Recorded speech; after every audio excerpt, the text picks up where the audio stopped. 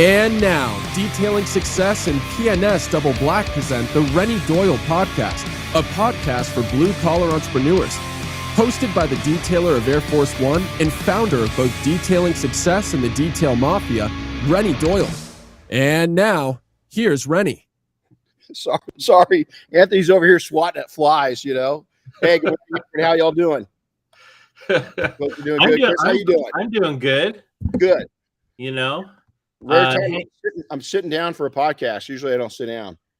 Yeah, well, the good news is you're short enough. I don't think anybody can tell the difference. Damn. Wow. God, really? I mean, he just starts just like that. He's got to zip them off, right? You know, you're going to go there. Be ready. I'm sorry. I couldn't resist. It's okay. It's okay. Anyway, well, it was a nice podcast. Now that I'm completely destroyed, you know, and yeah, that doesn't bother me. Hey, good morning, everybody. This is one of my favorite. I like these open kind of Q&As. Is we get a lot of good. Now, I hear this back as some of these things are kind of repeat and juvenile or, you know, freshman level. Hey, man, we're all new at one time, and if you think that you know it all, even at the base, I go back to ground zero all the time because we're constantly starting up a new service or a new business or a new sector, whatever it is. And you got to go back to those fundamentals and practice those fundamentals when you're starting something new or even offering a new service. So I anybody just kind of have that mindset when you go into this, that, yeah, there are going to be questions coming from newer people, but can you take some of that back to when you're starting, or maybe even you're going to restart your platform? You know, you're going to start charging more, going after a different customer, whatever it is you got to think about it like that. Now, I'm going to warn everybody, we are in fly season in the mountains. Is that we had to go get more fly killers yesterday. It seems to be working, but it was like, remember the old movie, The Birds? Now we're going way back. You know, it was Alfred Hitchcock, movie with all the, these birds coming in. Man, it's like we've got that many flies right now. It's just they're everywhere. So, hey, before we jump in, we're going to we're hosting a class right now. So we got our 5-day going. I'm going to jump out of the way, and each one of them they're all going to jump up here and just look into the green light and introduce themselves and where they're from. So I'm going to jump out of the way so they can say hi to everybody. All right. Sounds good. Go ahead, guys. Anthony Aguilar, Revive Auto Solutions out of El Paso, Texas. Chris Lyons with Lyons Automotive Detailing out of Humboldt County, California. Good morning, everyone. Justin Archer, San Luis Obispo, West Coast Detailing. Happy to be here. Cool. Good morning. Richard Hernandez from Las Vegas, Nevada, Retro Cleaning and Detailing. Good morning. Zach Chauvin, Tilbury Auto Shine out of Ontario, Canada. How old are you? 17. Is that cool or what? Good morning. Corey Chauvin, Tilbury, Ontario, Canada. I'm Zach's dad, just tagging along because he's 17 and it's quite the travel from Canada. And need to be with them. Here we are. And here we are. And here we No, are. that's awesome. Yeah. So cool. All right. So we're going to jump into this. Now, I'm going to also warn you because I put lotion on this morning, and it seems the flies love the lotion. You know, as I'm going to try. Yeah, just sit there and fan me. It's pretty crazy. So Hey, regarding what you were talking about a little while ago about questions and maybe, sounding like we answered these before or whatever, there might be a different answer today than there was, 6 months ago too. Well, you bet, because I've got all these trench warfare entrepreneurs coming in at various ages, that are asking these questions and having solutions. So we learn from the people that are here. It's amazing what I take away, and we're saying that no trainings are alike anymore, and that's a great response to it. So cool. Well, let's jump into it. So we've got a couple, and then we got questions here. I think a couple people posted a really good one on the app, and so we'll have them ask that live. Man, see, these flies are just crazy. Yeah, I got that one. I got that one queued up because I got at least a half dozen here to get us started that were sent in. Right on. First one came from Andy Van Order. He's out in Oregon, and he asked, "Are there any tips for those struggling with balancing family versus work life? Ways to make it easier?" So, it's going to be just like anything. We happen to, and I'm guilty of this. I'm not preaching to the choir, and I'm still guilty of this. I've tried to do better through the years, and I have, but I go through periods where I don't. Is that it's dedication to making that happen. It's commitment to making that happen. You got to be committed, and you got to decide that, hey, this is my boundary. So it's setting up your boundaries. Hey, what days do you work? Is the first thing, and write it down. Is that, hey, I'm only going to work Tuesday through Friday or Tuesday through Saturday. I'm going to take 2 days a week off, all these different things. And the next thing is, what hours am I going to work? And am I going to stick hard to that? And then also is what are the circumstances that I'll break those? Is that what will I allow myself to go ahead and work an extra day or two, or work extra time? What allows that? And then this is something that I learned years ago when I was running shops, is when I did that, and I passed this on to our leadership in our company, is we would take and set the limit on how much overtime we would work in a month. And once we hit that, we couldn't go over that, because that was our personal boundary. And so what it did is it really made us choose. We had to look at every opportunity and say, God, is this really worth me eating up my time? Because and it wasn't about, I didn't want to pay my guys. It was that all of us decided that we're successful enough not to work overtime, that we wanted a life that, there's a lot of young people that worked with us that were they had hobbies and families and extended families and boyfriends, girlfriends, all that stuff. Right. And so we wanted them to live that life. That made a huge impact, is setting it down. There's an old story of the fishbowl. And, how you organize your life. A lot of people build a business and then fit life in. Most of us do that. That's how I started mine. We had to. It's survival, right? It's got to pay the bills. But there's an old story, is that if you're going to fill a fish tank the right way, and if that fish tank is your life, is what you got to do is, before you put anything in there, is you put the boulders in there. And a lot of the boulders that, your wife, your spouse, your parents, your friends, your hobbies. But the one boulder that people leave out is themselves. Is we're able to punish ourselves. I'm going to punish me instead of my kids. Which is a good theory, but the problem is when you abuse yourself for so long, now it sets you up for trouble later on. And so the first thing to put in that fish tank is the big boulders, including your boulder. And then after you put the big boulders in, that's the most important things. The bigger the item is, the more important it is, right? So put those boulders in. Then the next thing is all the pebbles. That's all your family, not kids, your extended family, your friends, your hobbies. Working out, for instance, isn't a hobby. That's a way of life, especially because we're blue collar and we work with our hands. You got to keep yourself physically fit and able. If you don't, it's going to impact your everything. It's going to impact your livelihood, and it's going to impact your lifestyle. So we put all the smaller rocks in there next. Then we pour the sand in. That's all of our customers, right? That's how we make a living. and we pour that sand in, and we put a nice sandy bottom. That's a good foundation on the bottom. Then you pour your water in. That's everything else. That's the air that you breathe. That's the whole rest of the world. If you do it opposite and you put all the water in, and then you start you put all the pebbles in, there's no room for the boulders. And most of us as entrepreneurs, we don't prioritize and we don't set the boundaries up front. So the first thing to do is address to yourself, how much time can I literally take off for myself and family? Okay. If you're in a position, even if you're broke, to me, I rarely worked 7 days a week. Constantly for many years, 6 days a week during the busy time. Never year round did I work 6 days a week. Never.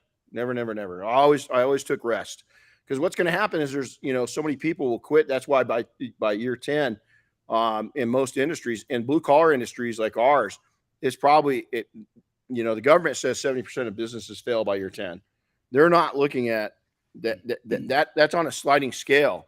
That's including a lot of different, that's everything. That's every business.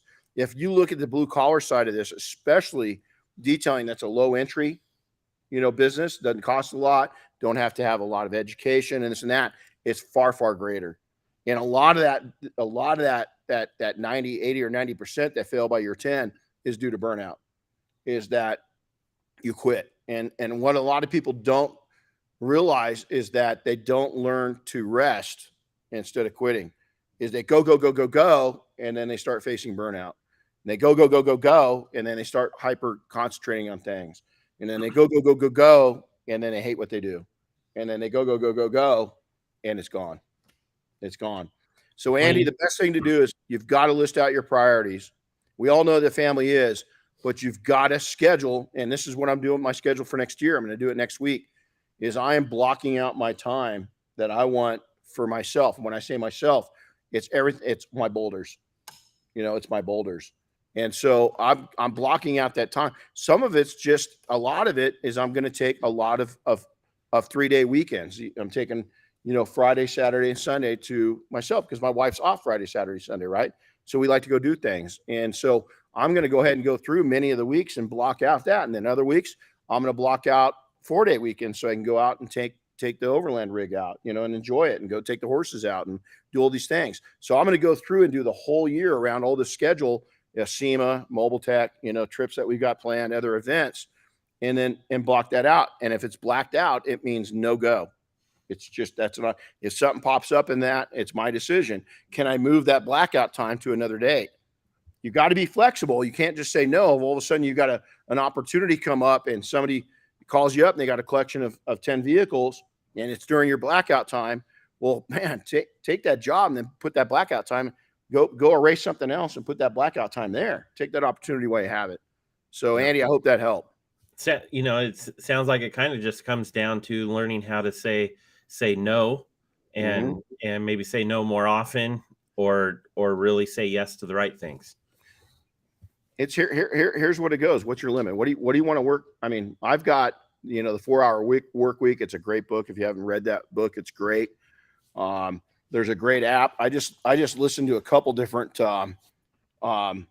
books. I'm not paying attention to my phone. Headway is the name of the app that I use, and I hit my goals 7 days a week on Headway.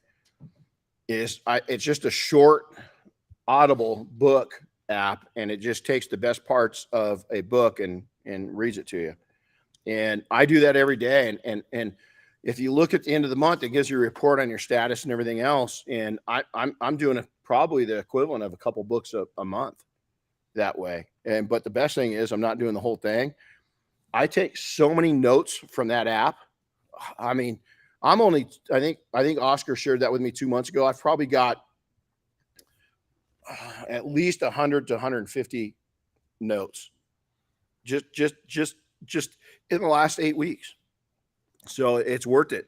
One of the things I did is I've really concentrated on people that hyper concentrate their weeks. We talked about that earlier.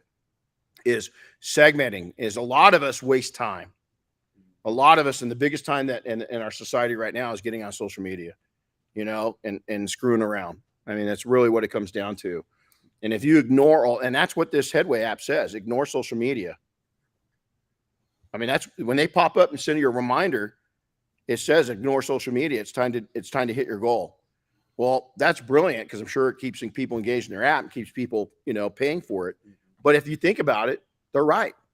Ignore social media. What is social media doing for you? I come in and get out.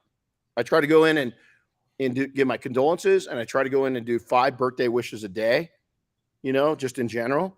I go into our group, do something, and I'm out. I maybe on Facebook, maybe 5 minutes a day, and on Instagram, probably about 15 minutes a day because I like it better. And it's also some me time because I look up on Instagram. I play a little more, and it's at night. It's on my time. I look up car stuff. I look up funny stuff. I look up horse stuff. All the things that I really like is that's what I look up. There's some cute girls. You're scrolling through. Ooh, wow. Okay. Yeah. It's like, wow. Okay. That's nature, I find a lot of funny stuff to send my wife. My wife sends me funny stuff. We like it. It's our downtime, right? My daughter, same way. Darren and I do it. And so it's all scheduling out that time, but it's dedication to it. Cool. All right. Next one. Listen, Frank just said, needed to hear this. That's Q. That's Q. I just read it. That's cool. And I just read Dominic is in the queue. Jesus. Okay. Cool. Yeah, I got one lined up for him in a little bit.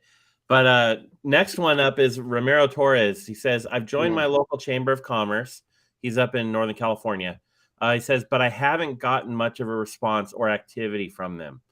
Any pointers to help get the ball rolling in a chamber of commerce without much presence? So they're not like maybe super active. Gotcha. First off, Romero is one of my favorite guys in the world. He has got one of the best attitudes and outlooks of anybody I've ever met. And I've met a lot of people. Romero is such a loving soul that I learn a lot from him when I'm around him because he's gentle. Does that make sense? When he's around people, he's got a gentle, I wouldn't mess with the guy. He's pretty physical, right? But I don't mean on that standpoint. He's gentle in his approach to people. He's so appreciative, and I've never seen him not smile. Never. Now I'm sure he goes home. There's another story. His wife could probably tell me, the other side of him. All of us could do that, but I'm telling you, in public, the guy, and with his family, I've seen him with his family, and he's amazing. So tribute to that. Second tribute is that Oscar is a master at this. He took what we were talking about when he came to training. He's already involved in it. I've been involved with chambers for most of my life. Oscar took it to another level. So a lot of what I'm going to share comes from that, paying credit forward, is what I've learned from watching Oscar work. First off, go into your chamber. Most people go in with the attitude of, what am I going to get out of this?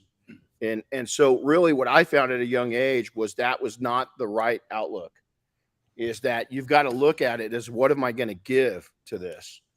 And what I mean is that's a community event. Most people aren't successful, and a lot of chambers struggle with this because they're looking at it from a selfish standpoint of, what can I get out?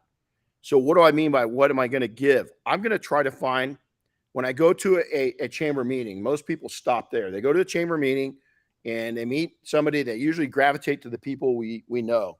A lot of times when you go in, you know nobody, and you meet 1 or 2 people. In the next meeting, what do? We go and hang out with that person. So I had a guy is a seasoned, well-seasoned entrepreneur. I was probably 20 or 21. I was at my second chamber meeting in Grand Terrace, town next to where I grew up, a little higher scale town than where I was, right? And so I had a lot of business coming out of there. I went to another one in Redlands, which was even higher scale. But I had this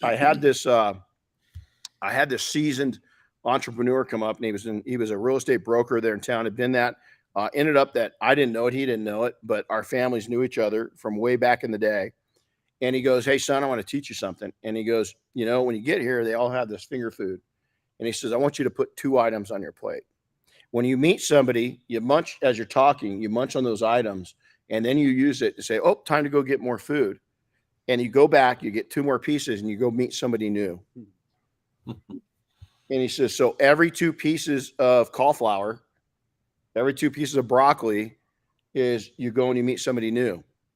And he says, then your goal is when you come back the next week is you have a lead for one of those people, business lead for one of those people in their business, is you have an opportunity for them. When you start feeding other people in the chamber business, you're going to find out right away who's a player and who's just posing and who's there for themselves. And the second thing is that when there's a ribbon cutting or there's an open house, because a lot of chambers, so flash forward, I use that the whole way through every business I've owned. So we get here back to Big Bear. Okay. We moved back from Idaho to here.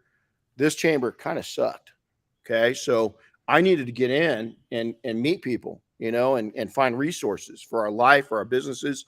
So I joined, and we made an impact. Is what we did is we went and brought energy to kind of a down chamber. And what happened was all of a sudden, a lot of other people saw that energy, and they took off. A lot of locals that had far more reach and impact than I did, is they started getting that energy. And it was one of the greatest chambers I've ever belonged to within 6 months. But here's the thing. I went to every ribbon cutting. I went to the general meeting, but then if they were having an open house, which they had every week, I was there. Every single open house, I was there. And every time I went to an open house or an event with the chamber, I tried to have a legitimate lead for somebody for their business. And I tried really hard. Sometimes it was just like going up to them and saying, hey, man, have you met their mechanic? Okay, let's say they're a mechanic. Have you gone in and met Nick, at Valerio in the village? He goes, yeah. He goes, he's kind of a competitor. So, man, he's always busy. Maybe you guys could work together on some of the stuff. I would just make a suggestion, and it showed the people that I was trying. So you can't just go to the chamber and join and go shake hands and meet people. You've got to make a big difference, and it's got to be long-term. It's got to be long-term. If it's a dead chamber and it's going nowhere, then be a recruiter for that chamber, because it's going to pay off. Also, you might want to look at what we found out is sometimes the chambers weren't great, but the Rotary Club was. And so sometimes we'd switch gears and we wouldn't stick with the chamber. We'd go to the Rotary Club because that's where all the movers and shakers were. Sometimes the Rotary Club wasn't good and the chamber was. And so there are some times where it's just deadness. You're beating a dead fish. And so you got to go out and do that. So look around your community and see what's better.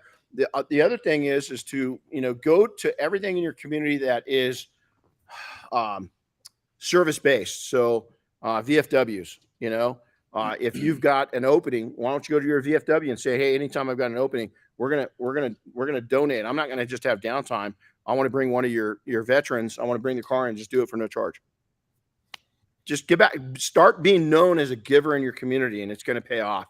But it takes a long time. And again, most people don't see it all the way through. They see that it's not going anywhere. They don't give it their best.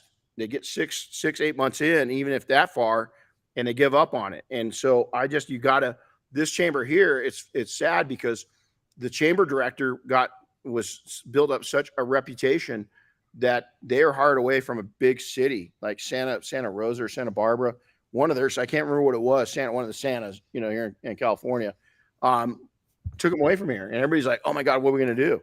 They offered Diane the job as director because we'd made such an impact in there, and we were just too busy at the time with kids and our business that we didn't do it. And it kind of went downhill, and the new director wasn't as engaging. So we switched over to backing up the Rotary. The other thing we did is our kids were really into performing arts. Our performing arts here in Big Bear is really connected. I mean, it's a who's who. So we put a lot of effort into that group, and we got a lot of business out of that. So I hope that helps. Very cool. Let's see. Robert Carroll, he sent us a couple questions. This first one is, I'm struggling to get customers to leave me a review, even though they seem very happy with my work. Any suggestions on how to address this? I'm going to tell you how a restaurant just did it with me. I'm not one when I'm at a restaurant to leave a review. The first thing you got to do is make it convenient. You got to make it super easy for them to go over, hit it. Don't make them work for you. You work for them. So I was at a restaurant in Tennessee a couple weeks ago, and first time there, and the wait staff came up to me, And she goes, how's everything? I said, oh man, it's great. Ate sushi. It was some of the best sushi I'd ever had. Service was outstanding. Atmosphere was outstanding. Everything was good. And she goes, isn't this a cool place? I said, man, it is. She goes, where are you from? She engaged. So I told her, and she said, oh man, that's cool. I said, glad to have you back. Why don't you come back on your stay? Well, guess what I did? I was back there the next night. Matter of fact, out of 5 nights, I ate there 3 times, between lunch and dinners. It was good. And the service good. So she comes up that first time, right before I left. She hands me her card and it's got a little thank you note written out. And right in the middle of it is a QR code. And she goes, ma'am, we would really appreciate it if you just go over there real quick. And before you leave, I'd much rather appreciate a good review than a tip. That's how important our reviews are to us. Well, I'm not going to not tip her. And she made a personal contact with me. I'm not going to go over and she did this. She did it before I was done, and she filled up my iced tea again. What did she do? Is she kept me around a little longer. She did it before I was done. So one of the things, Robert, you might want to do is as you're finishing up the detail, if there so many of us work with customers that aren't present, right, is give them an update, shoot them an email or a text, or a text is better, and say, hey, we're just about wrapping up your car. I wanted to send you this update, this up before and after, and send them that, and then get them to respond back. And then right then and there say, hey, we would kind of what this gal did to me. Your reviews are so important to us. We would rather have a review than a tip. Would you take just a couple minutes real quick while I'm finishing your car up and go over and give us a review? And that the key to it is asking for the review. And that changed my whole approach to giving reviews, is that whoever, I don't know, it was just her, because the wait staff the next 2 times didn't do that. So what have I gotten another review? Why not give 2? You can give 2 on Google. You can give as many as you want. Doesn't say, oh, you got it, you stop it. Is that if she would have done if the next wait staff would have treated me the same way as the first one done, I would have probably went on there and given them another 5-star and a nice little explanation. It took me 2 minutes to do it. She respected my time. She filled up my tea. And then she saw me go on the app, and all of a sudden she came up with a to-go cup filled with iced tea. She worked me. So you got to work them.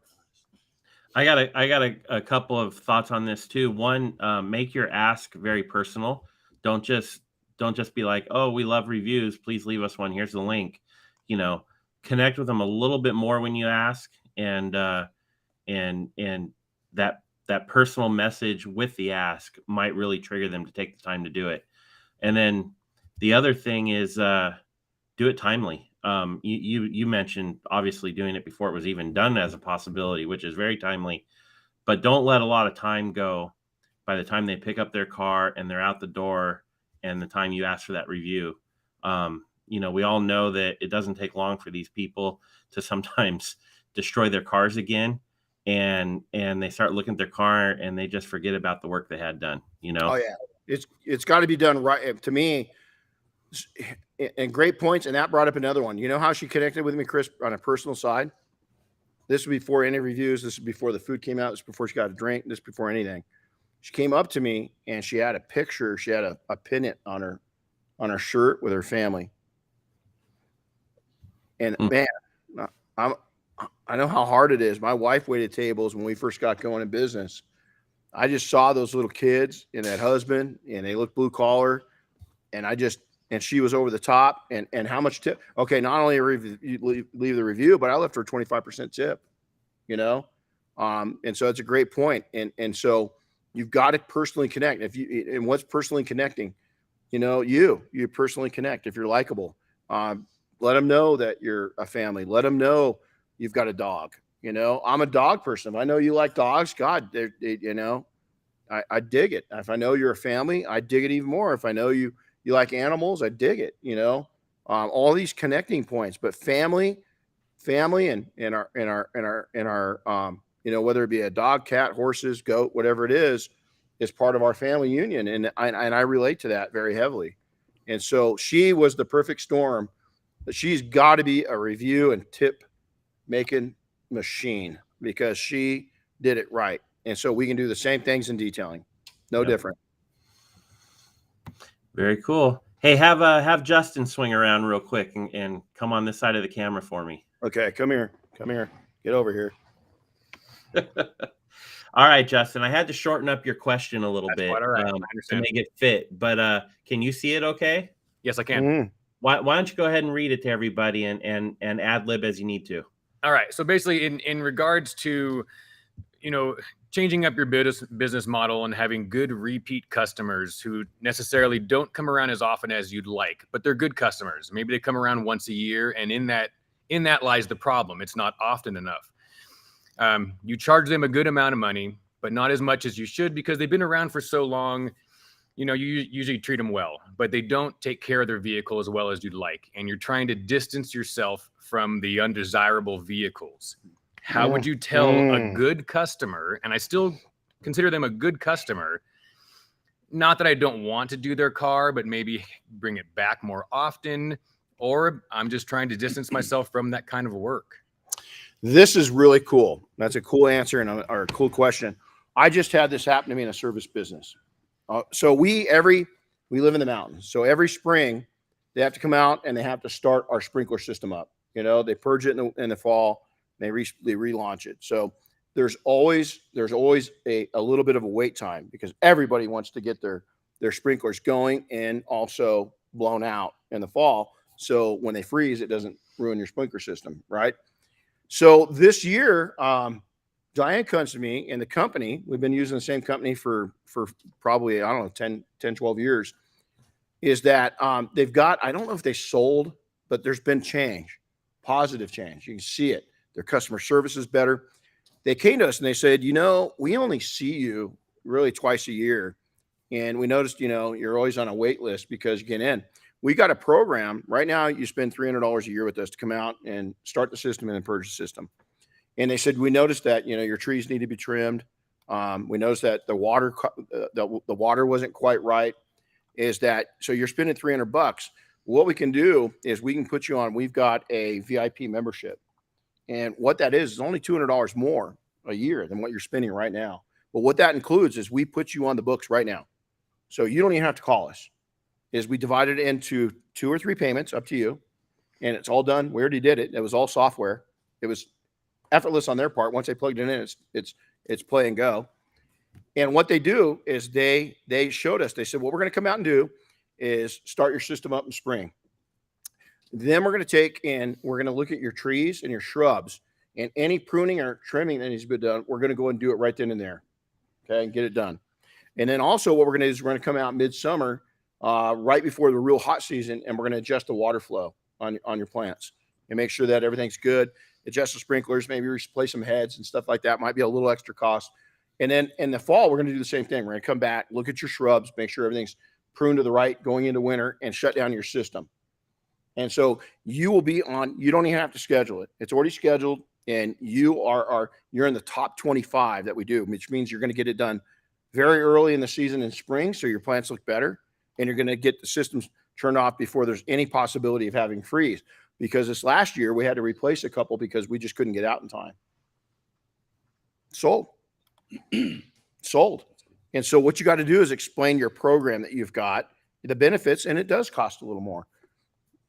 We spent the money because it made sense. And it also, the other thing it really did is it's convenient. We don't have to put it on our tickler. It's thoughtless. And so we already got a text from them this week. I think it was yesterday and they text both of us and said, hey, we're going to be out. We're starting to get into freezing weather. So we're going to start the shutdowns a little early this time. And so here's a link to our scheduler. If we don't hear from you in a week, we're just going to go ahead and schedule it ourselves. So I went in because I want to go a little more water, on our plants. So I just went in and I went 2 weeks out because we got nice weather coming, hit that. It's done. I don't have to do anything. But yet they're getting a third more in money, and it's easier for them to maintain our stuff because they're doing it. Does that make sense? And so you got to make it convenient and you got to explain the key features and benefits and so on it. Now, the way that we did it in our shop, this is going way back. This is, chisel time. I'm talking about when we had to send, everything by is I'm not quite that old, but pretty close.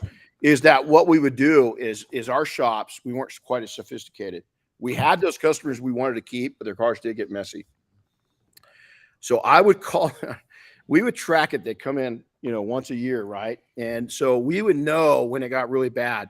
So what we did is we said, hey, Mrs. Smith, we want to show you something. We've got this program. We notice you bring your car in once a year, but it gets pretty dirty and it's a lot of work for us. We have to charge more. We want to give you a little update right now. It's free of charge. See how you like it. And then moving into next year, you can decide if you want to go to our three services a year program. How's that sound? You're not going to charge me? No, this one, I want you to get used to it. We had downtime. That over a 2-year period, A, it leveled out our winter business. B, it got them back. Their cars weren't near as bad. C, we'd still charge the same amount. So we ended up making more money off those, but it took some time to work that out and work it into it. Does that make sense? And so key features, I like the app. We got so many great software programs now, is that if you're not using software, get into that because it automates it. It's like having a full-time assistant for nothing, or very little, I should say, $100 or so a month. So I hope that helps. Does that make sense? Yes. Okay, good. All right. Very cool. And the other thing is, let me repeat on this. Sometimes just charge them one. The alternative is show them what you've got. Show them your menu. Tell them we'd like to get it to this. This will keep your car better. It makes our work easier. You're not going to spend any more money, really. It's only this much more in a year. And if they decide not to, the next time they come out and their car's that much, they're spending more. You just got to charge more. And you got to tell them that. We'd love to see you come back in a little more often. And if not, we got to charge you $100 more.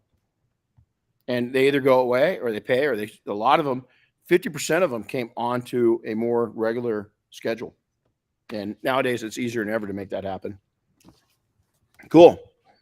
Justin Archer. Doesn't it? He sounds like a country western star or something like that.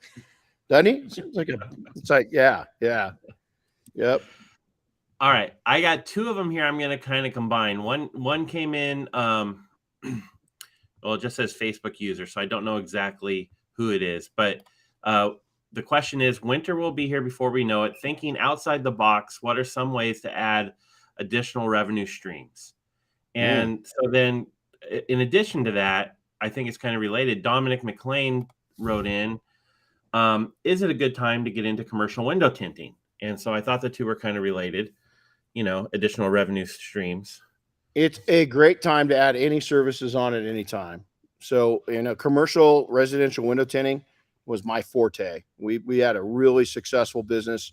We started a window tinting company because I love cars, and I'd sold my first little detailing company, and got into window tinting because it was new. It was coming up. It was the 80s. And we quickly found out is that I had some education in construction management. I quickly found out that window tinters were like me. They're car dudes, man. Dude, I don't want to do a house. Dude, I don't want to be in a business. Dude, I don't want to mess with blinds. I don't want to have to, deal with people's furniture and all this and that. I did. And there is more money in that than you could even shake a stick at on the car side of things. So, Dominic, always a good time to get into anything new, especially that. I think there's a lot, especially knowing where your market is here in Southern California. It is competitive, but again, as you lock in customers for your detailing, is they're going to trust you, and they all live somewhere and they all work somewhere. And, the film is not understood in a lot of markets, even, 40 years in, is that a lot of people don't think about film for their homes or their offices. And it's a huge, huge opportunity. We're going to put on a residential commercial window film class this year. And it just got our schedules got so packed, we never did it, but we'd still like to put that on because I still do all my own work. Very capable at it. And it's a great time. Okay. So winter, new services, new streams of income, a couple different things. It's a great time to learn and master skills, but a lot of times people are looking at it as a revenue increase, right? And you might be newer in your business. You're a freshman, sophomore year, you're 1 to 7 years into your business, and you don't have a lot of money to invest into something like PPF or something like that quite yet. So I'm going to divide this into 2. First off, you've got the money, okay? And you've got the money to invest. And if you're going to get into PPF, you better have a stockpile of money. You got to have a pile of it because you're going to have to go through the right training. And then everybody I'm talking to that's really good at PPF, you better have 10 to 20 grand of money that you're going to burn through on the film to get good. Okay. You're going to do that. And why I say it to go to a good training, go to a training that burns a lot of film that's longer than a couple days. To me, it's got to be as long as this one, 5 days. You got to burn a lot of film. You got to work on those, hard to do, and they got to be able to show you. You got to learn that if you've even got an interest in doing it, it's not easy. It's not easy work. And so you've got to look at those things.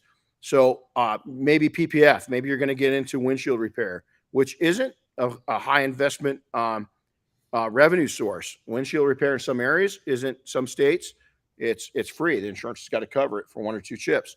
Other states like here, it's not. And so almost every vehicle that we get in for training has got a chip on the windshield, especially where we're at. And so that's a great one that's low cost to get into, not too hard to figure it out. You can probably go on and watch some videos. It's better to get in-person training for it. But, Energizer window tools out of Texas is a great source. Go over and check out Energizer. I'm not sure they're down in your neck of the woods. If you ever get a chance, go meet them. They're awesome. They've even got an automated system where you can do, I think, 2 or 3 cracks at one time with one machine. And it's automated. You set it up, put it over there, boom, hit it, walk away. And all you have to do is come back, scrape it off, level it out, and you're done. And so it does everything for you. So the other thing that's more practical even from that. So higher end, you got some dough. You want to get into a really good source. Winter's a good time because it's slower and you have more time to learn it. So something like window tinting, something like PPF, something like PDR. You can go to Mobile Tech and go to SEMA, start networking with the experts. This is a great time to invest in those levels, right?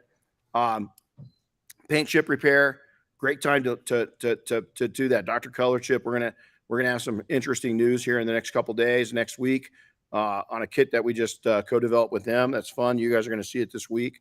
Here, it's sitting in the shop now. But so all those things, it might cost a little more money to get into it.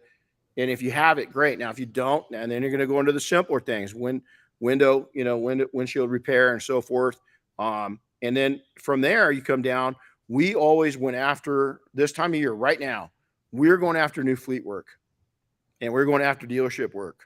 Is that when we're in our freshman and sophomore year, that 1 to 7 years, is we always try to, even if it was just temporary, the dealerships are not going to be. We had 2 very committed dealerships that were loyal to us. We kept them our entire time that we owned the shop. We never not stopped doing business with them.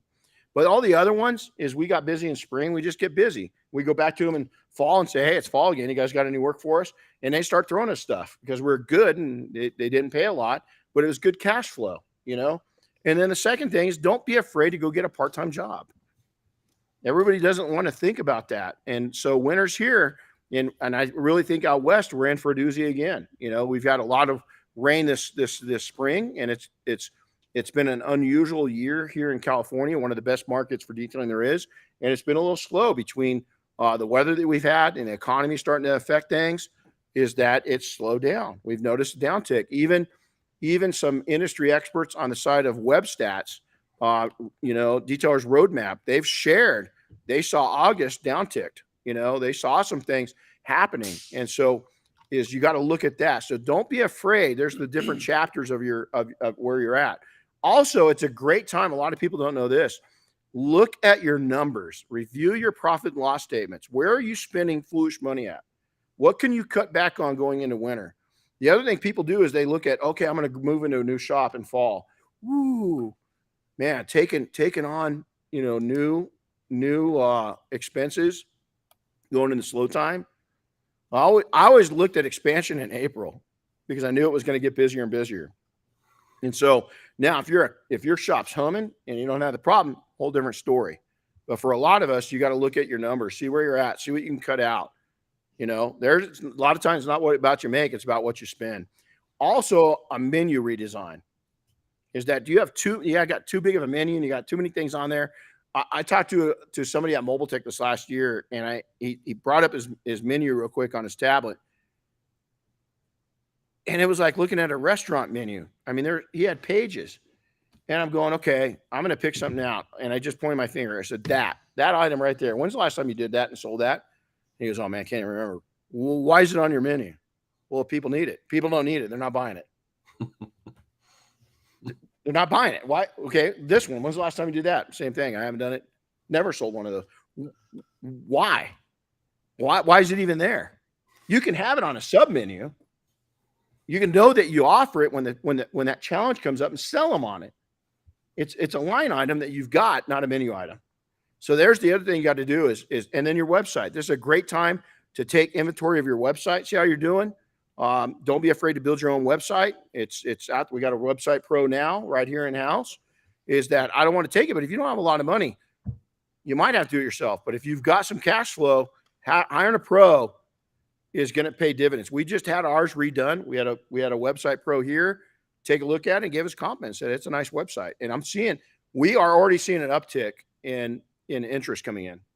And so, yeah, it was a big investment, but we're going to get that investment back, and you've got to look at it that way. So in the wintertime, right now is the time to do it. Don't get slow. Start looking at all these things right now before you get slow. But the easy to pick things, if you need to make some money, is dealerships are always looking for work. It's real hard to find it. And then other sources. What else is out there? Look at the small dealerships too. There's a lot of people that have garages or shops like this that kind of do specialty car sales. I saw a lot of those when we were in Tennessee. A lot of the small towns, we saw these little dealership, really nice inventory, just 10, 12 cars. Is look for those opportunities too, not the big guys. The big guys they're the big guys. You know, I like dealing with the small mom and pops a little better. Hey, I've got a little something to add here. Okay. It's a little bit of a plug too, but it's going to circle back on this very topic and also Dominic's question about window tinting and everything else. And I hope Dominic's listening to this. We've got next week, IGL's coming out to visit us, and they're hosting a training for their Aegis. This stuff is it's like a rust. It's more than that. It's an anti-corrosion coating. Yeah. Anti-corrosion coating. It's got so many applications, so much cool stuff, and this is thinking right outside the box. It could be used on cars, especially the underside, but it could be used on so many other things, and I know that Chris and Mike that are coming out to do the training, like they're meeting with Disney for applications at Disneyland and all sorts of cool stuff. So, Dominic, you're nearby. This might be a cool way to add some great services to your business and expand your businesses beyond the realm of just car detailing. Another thing too, I'm a big fan of IGL. I like their innovation and I like the things they think about. And I know I haven't heard anything on it in a little while, but I know that they are working on a glass coating for commercial purposes for UV rays, essentially the same thing as tint to help protect, to protect the interior of the buildings from the sun, lower the heat, save money on energy costs, all that kind of stuff. I don't know what the status is, but I think it would be a good time to get involved with the IGL family. So those opportunities are there down the road for you. You could definitely keep busy doing all sorts of cool glass coatings and window tint any time in the year. It doesn't have to be winter or what. And I do know from when they were talking about it that glass coating gets applied to the inside, not the outside, which is a big plus. So huge. And Chris, I'm glad you brought this up. This wasn't even planned, but here's the thing with Aegis is this is a whole nother industry. Is if you've got and there's no market in the world that doesn't have this, forklifts, cranes, anything that's going out that it gets beat up, is that A, it's got to stay looking good. B, this is going to protect it. C, it's going to keep them from having to repaint near as much. It's going to take the wear and tear of this stuff that's very expensive to take and bring back up to top level. But more importantly is the downtime, is locomotives, trains. Is you look at a train alone and the time that they take it out of service to repaint, is this industry is it's already there. The heavy equipment coating industry is there already. This is taking a coating specialized company and bringing them into it. And now eventually this type of coating is where automotive coatings were 15 years ago. almost 20 years ago. Well, it was 20 years ago. We put our first coating on in 2004. So 19 years ago. This is where this is right now. And so look at the people that were really, really adopters to coatings, and where they're at is they've just taken off, right?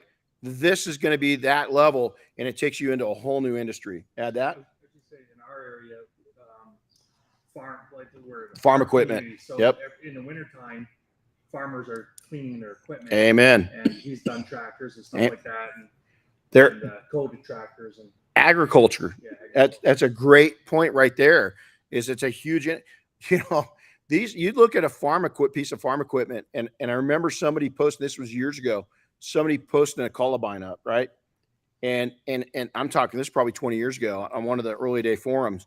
And he took a picture of a big, I don't know what they're called, but a big piece of ranch farm equipment. And then there's a Ferrari right next to it. And he says, what would you rather detail? What do you think you can make more money on? And the detailers were, oh man, it's a nice Ferrari. It's a nice Ferrari. You could buy 5 of those Ferraris for what that thing cost. And the fact is that he was going up to the Central Valley, California, and getting 10 times more to coat the farm equipment than he was a Ferrari. He'd have to do 10 or 15 Ferraris to equal what he was getting on that one project, because they're so big and there's so much stuff. That's a great point. I mean, look at that industry. It's everywhere. they shut down for the winter, right? That's where they take care of all their equipment for the spring. Yeah. So they shut down the winter. I'm repeating this just in case you guys can't hear it. They shut down for the winter, and they've got that equipment sitting there in a barn, or in a shop, and you got to go out and market it. And so the people that go after this early this isn't even detailing anymore.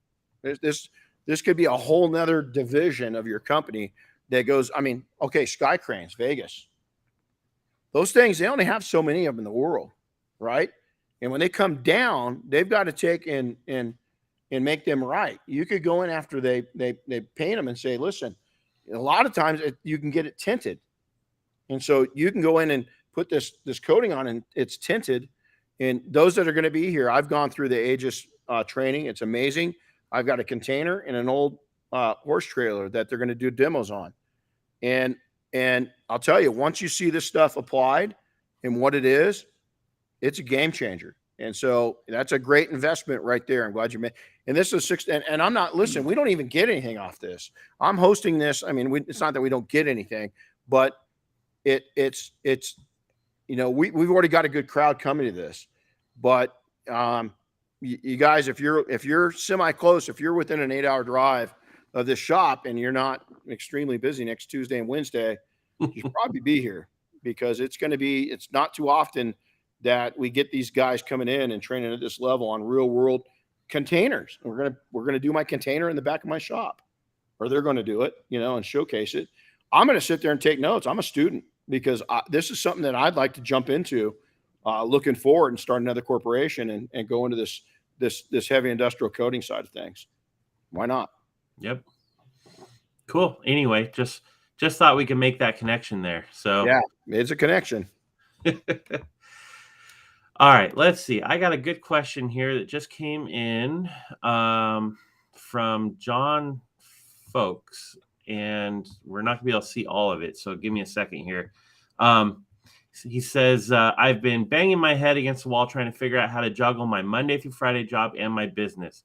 I only do my detailing on the weekends, and at one time I was booked 8 weeks out. So if he's just doing it on the weekends, that's about 14, 16 days booked out.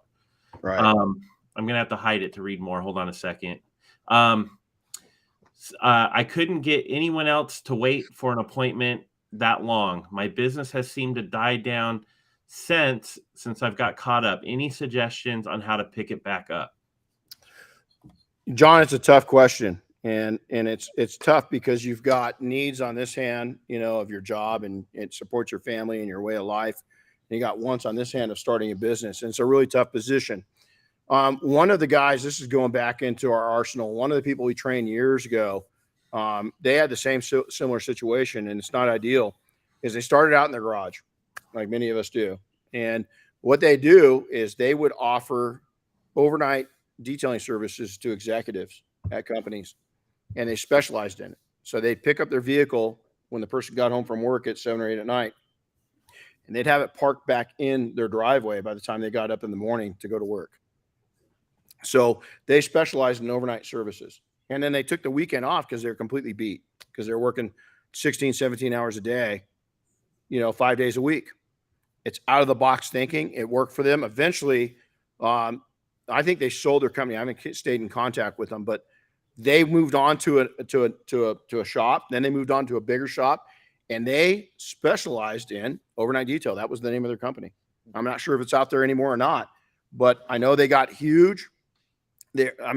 Look at the convenience. Okay, I want to look at my wife and my past life as, a dad, right? Well, I'm still a dad, but with little kids, is that it was really tough for us to give up our vehicles because of just getting the kids around for school and stuff. If somebody would have offered that to us, it's a no-brainer to take them up on it, And so you could do something like that. The other thing is on the weekends, you're going to work your ass off one way or the other. It's pick your heart. The other thing is to look at your job. Can you give it up and switch to another job that allows you to work? Can you go to night shift at your job? Is that available? Can you find another, with what you do for a living, is there another company out there that has night shifts? You got to just switch things up, and it's not easy. People are very impatient, especially if they want coatings or PPF, they're not going to wait that long, and some companies have got a great reputation. They will, because you've built your reputation up over the years, and they're going to wait. But if you're not in that position yet, you've got to build up to that. And unfortunately, it's not easy to do so. And especially so, Bobby, good friend of mine, Bobby Weiner from New Jersey, he had a full-time career, and worked days and would come home at night. And for 6-7 years, man, he worked nights, and he didn't do detail just during the weekends. As he did it, 3 or so nights a week, he'd come home from work, and then he'd detail. And so he busted his ass. The nice thing is, when he did, retire from his career, is he walked right into this. He had a better lifestyle, and he was still making solid money. And so, but for many years, God, he burned it at both, the candle at both ends. And so it's not an easy, there's not an easy solution to that. Unfortunately, people don't wait. You've got a lot of competition out there that is offering services right now. They're available in the next week or two, the next few days. We also we work in an industry that's got a lot of new people constantly coming in. They're available tomorrow. And so for certain clients, until you get your reputation up, is that, if you want to start re-engaging your customer, that's the best way. Stay in really good, constant contact with your customers. Most detailers are constantly looking for new customers, and that's the wrong thing. You've got their best customers in the world that have already done business with you. And so, hopefully you kept all their contact information, get them a newsletter going, let them know you're alive and well, and don't lie. Let them know why, that you're, if you got a full-time, I'm speaking to the choir right now. Yeah. Let them know that, hey, I've got a family. Don't be afraid to let them know I've got a family, got a full-time job. My dream is to own this company. But, I'm a year or so out before I go full time into this. And I hope that we can just keep you patient, and we definitely appreciate your patience and your business. Is be transparent with them that way. Let them know what you're up to. And a lot of times people that get it, I would stick with somebody that was like that. If they said, hey, you're 4 weeks out, can't get you for another month, I'd be like, damn it. Okay, but I like this guy. But you got to communicate what you're doing, and you're going to get the right customers that way too. Because if you got somebody, I used to tell people right now, we used to get calls. We never even answered our phones on Sundays. It automatically went to voicemail. But we would get people that would call us and leave a voicemail. Yeah, hey, it's Sunday. I'm really disappointed you're not open. I need my car detailed right now. Not my customer anyway. I call them back and I just say, hey, I just wanted to see if you got your detail needs. Yeah, you guys weren't open. Why weren't you open on Sundays? Because of my family, and we're not open on Sundays. That's our family day. Oh, well, you really should open up on Sundays. And I said, well, do you work on Sundays? No. Okay, we don't either. Goodbye. I was nice, but we got our point across. So I hope that helps. There's no easy solution to it. It's a hard position to be in. I decided to go part-time work when I was in that position.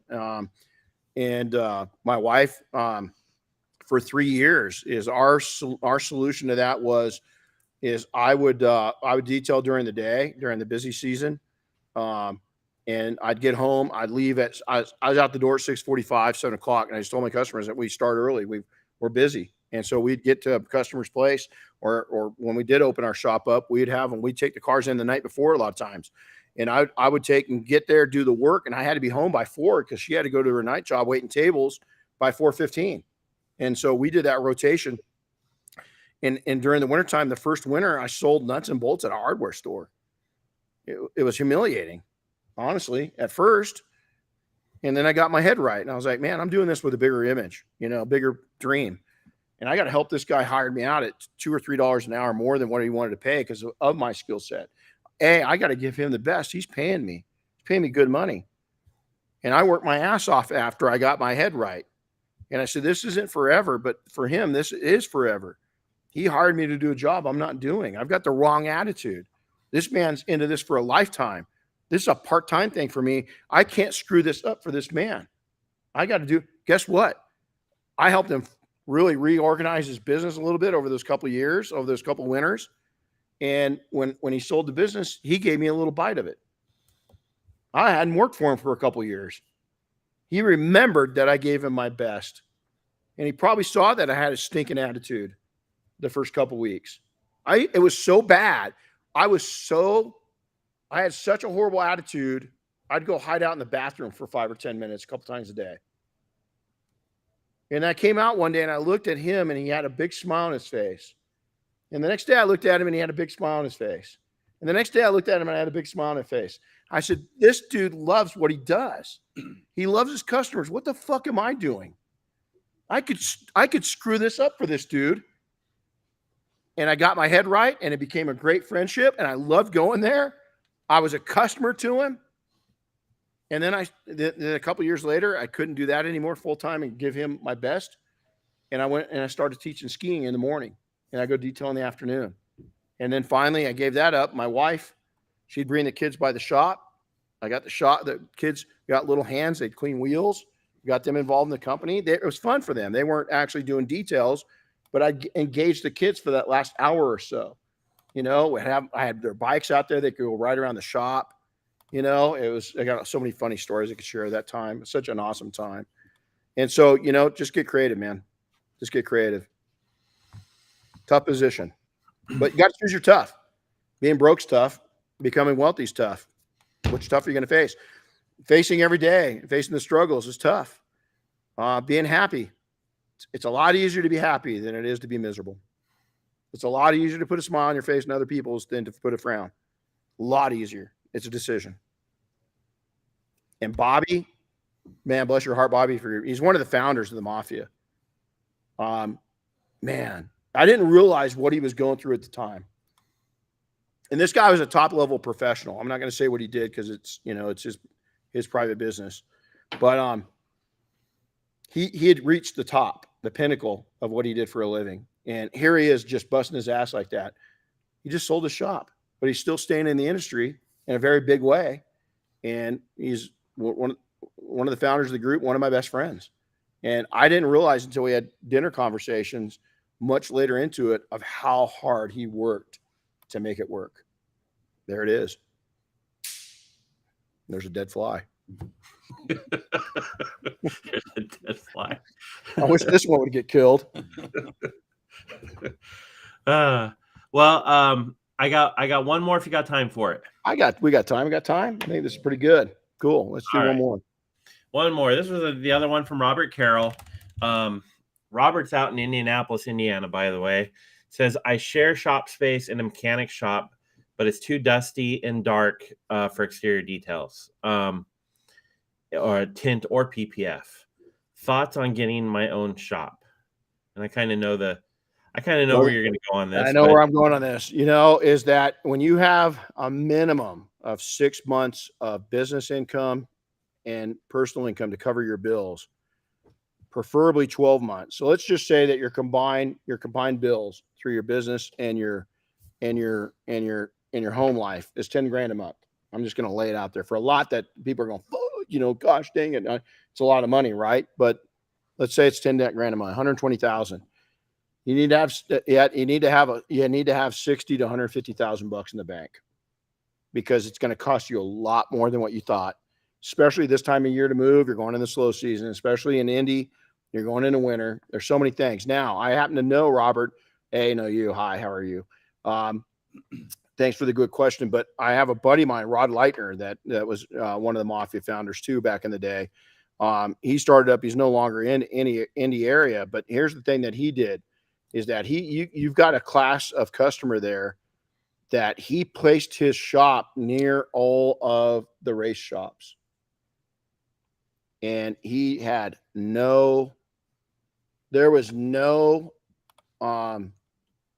never had a slow time. Once he made himself aware within those circles, and people knew who he was, and they saw the quality work he did, he was busy year round. And so if you're going to move in a shop, you got to have the money. Now, a lot of people say, man, I don't have that kind of money. Then you don't move, because it's too risky. You risk everything. And why I know that so well is I made that mistake early in my career when I was really young. I got in the shop and I had no business doing it. And I got in, and there was a corrupt management company that ran it. And man, they saw the writing on the wall. I mean, now I look back and I wouldn't have had the issues I had, because I could have navigated my way through. But the biggest chief reason that I had a hardship was I didn't have enough money, is I didn't have enough backing me up to feel secure. So now I'm a risk taker. As I look at new opportunities, and I've never been fearful of jumping into one. I've always reasoned with it. Matter of fact, I got to slow myself down, is I'll jump, I'll go. I just balls to the walls, not foolishly. But now I've learned through the years is that Chris came across it, even when I met my wife, I had a pros and cons list. I did. And Chris just found it on accident going through things. That's going back 30 years. You ought to frame that and hang it up on the wall, by the way. Yeah. And there's a lot more pros, by the way. There's a lot of pros. And so that's how analytical I've been about my life, because I didn't have a choice. I wasn't born into money. Everything that I've got right now came from hard work, and most of it came from detailing. And so, do I love this industry?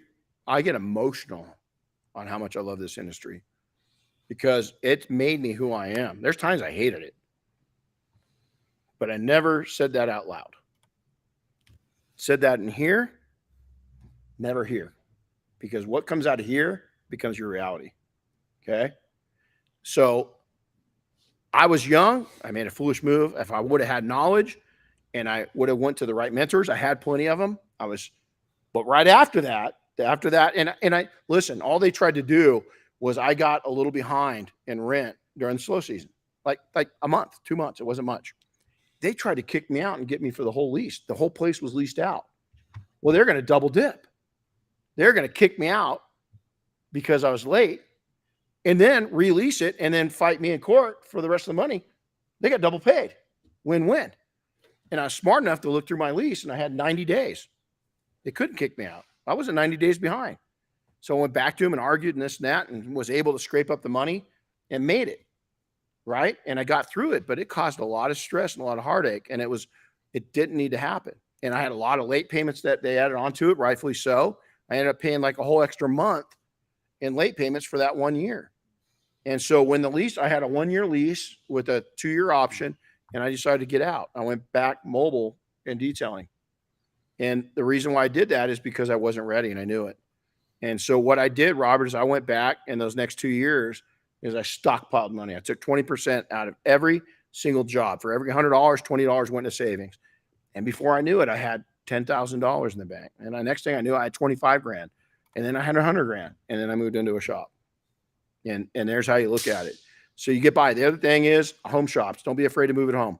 So in between, when I moved out of that shop, when I did come out of there, is I had a tight 2-car garage, and I turned it into a 1-car shop. People loved it. I've done that. My house is right there. It's I don't know how many feet, 60 feet from us. My dogs come out and visit these guys. It's a very family environment. I love it. I wouldn't want my shop a mile away. I want it right here. In Idaho, I had a shop at home. Freaking loved it.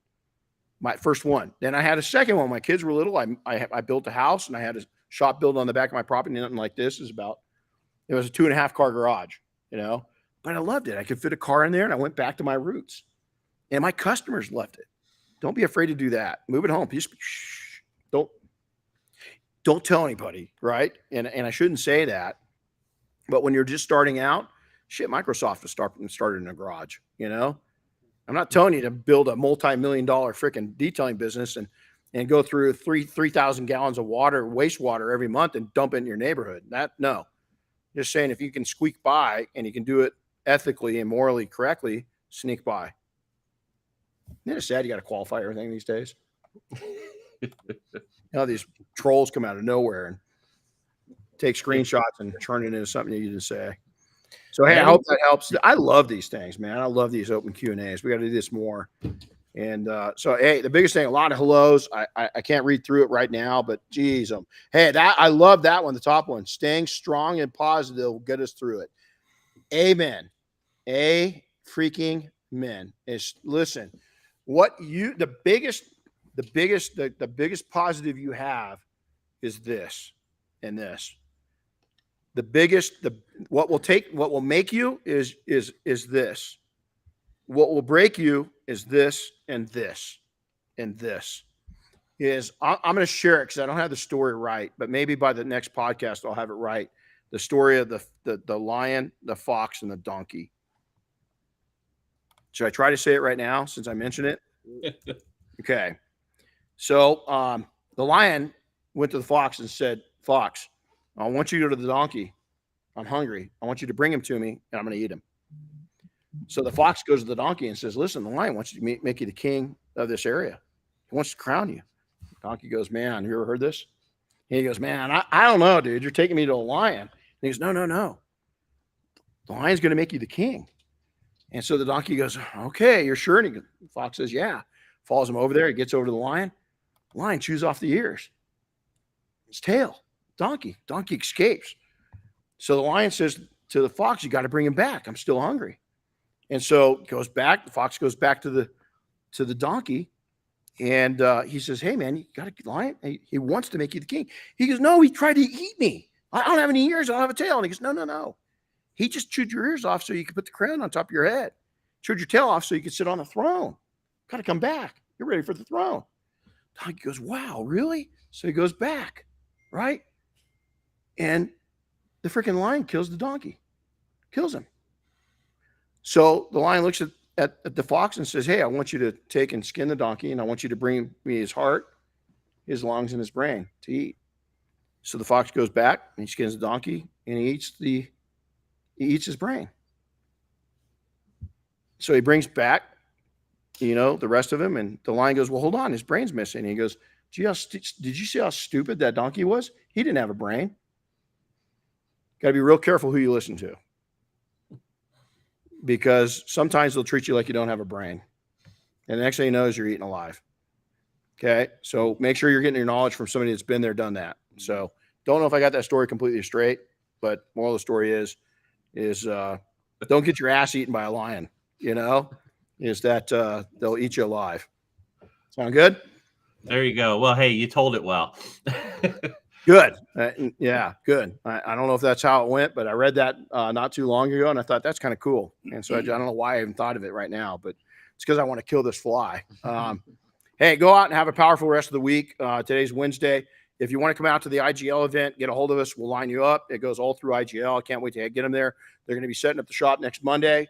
It's going to be 100% hands-on, and it's a whole nother level, $600 for your future. That's almost a give. They're going to have more than that and to bring their instructors out. It's going to cost them more than that. So it's going to be a great class. And there's a lot of opportunity in it. I just heard these guys, they're going to stay from Canada. They're going to stay over the weekend, party with us, and then go to the training. So anyway, hey, you guys, they're looking at each other like, what? All right, guys. Hey, have a great, powerful week. Chris, we'll see you up here this afternoon. We'll see you all next time. We'll see you all. All right. See you guys.